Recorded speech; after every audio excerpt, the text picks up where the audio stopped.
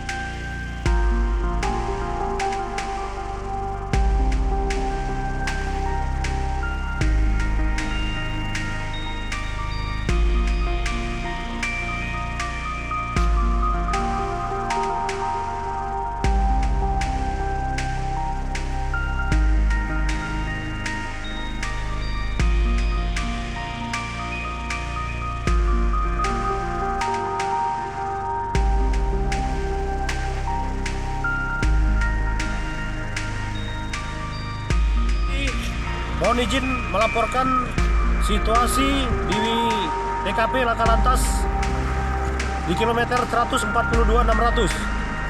Dapat kami laporkan laka lantas terjadi pada hari Rabu tanggal 26 pukul 05.55 menit.